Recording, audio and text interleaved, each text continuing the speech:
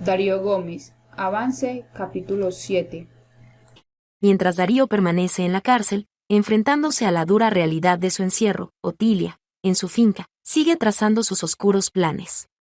Para ella, la muerte de Marco, producto de sus brujerías, no fue suficiente.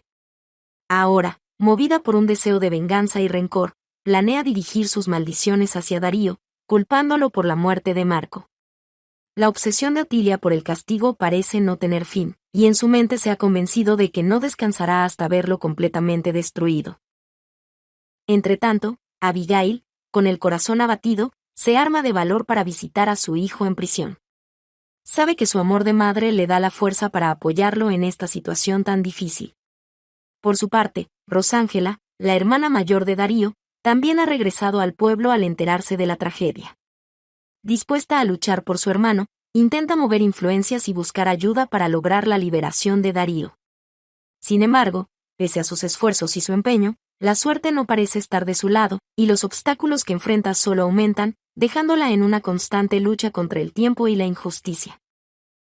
Al día siguiente, la jueza ingresa al calabozo donde se encuentra Darío, quien, con desesperación, aprovecha la oportunidad para pedirle ayuda. Su voz muestra el dolor y la urgencia al decirle que ese mismo día se llevará a cabo el entierro de su padre, y le suplica que le permita asistir para despedirse de él por última vez.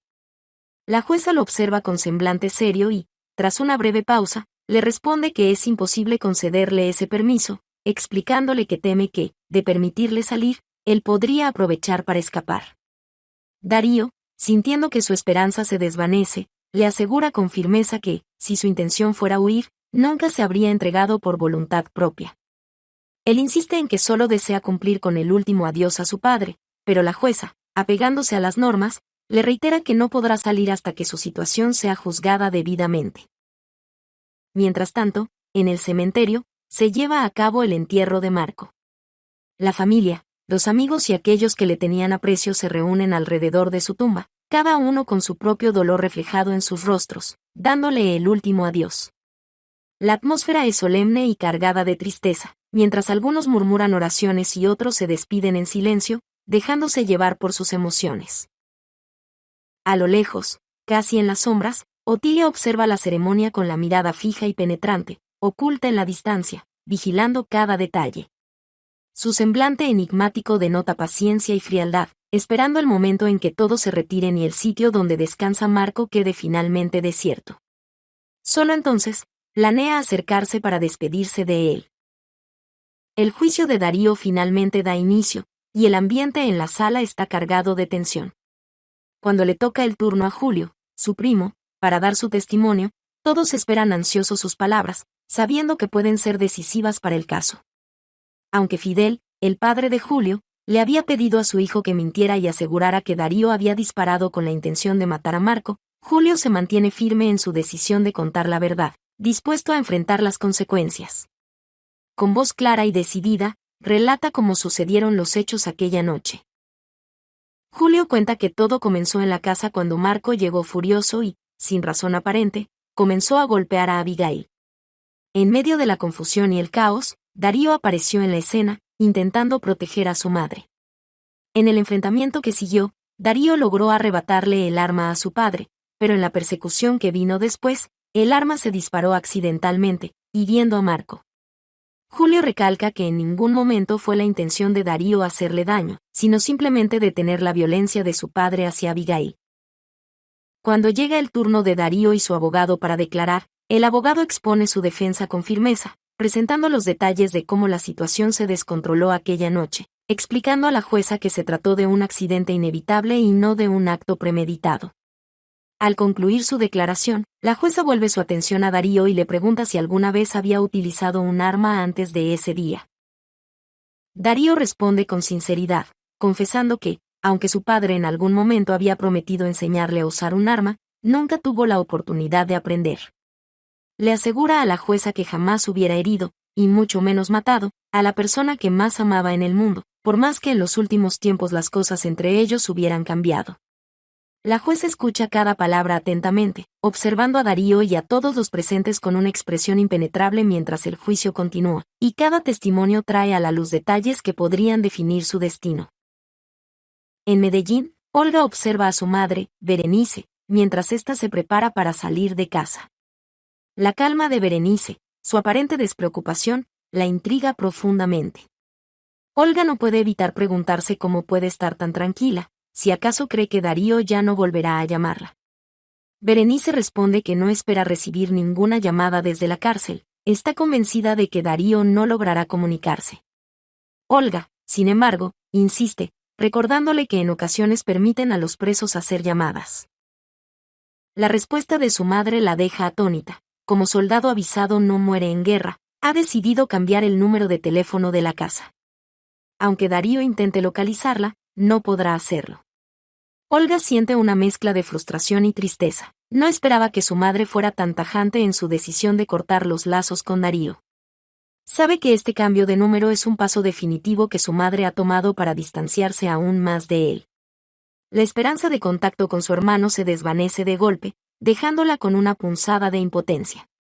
En su interior, Olga comprende que su vínculo con Darío se volverá cada vez más tenue, y que esa llamada que esperaba con ansias tal vez nunca llegará. Mientras Julio se encuentra en la iglesia, arrodillado en silencio y absorto en sus oraciones, su padre, Fidel, entra y se acerca con paso firme. Sin rodeos, Fidel le pregunta cómo le fue con la declaración en el juicio de Darío. Julio, con el rostro marcado por la angustia, intenta explicarle que no fue capaz de mentir, que decidió decir la verdad sobre lo que ocurrió. Sin embargo, Fidel lo interrumpe antes de que pueda terminar, y su tono cambia de inmediato. Con una mezcla de furia y desilusión, le reprocha haber preferido a Darío antes que a su propio padre, como si con su testimonio hubiera traicionado su lealtad familiar. Julio, aún sereno pero con la voz quebrada, le responde que no pudo hacerle eso a Darío, que no sería capaz de dañar a quien considera su hermano. Pero Fidel, implacable y sin mostrar compasión, lo mira con frialdad y le dice que, a partir de ese momento, olvide que tiene un padre. Para él, Julio ha muerto, y ya no es su hijo.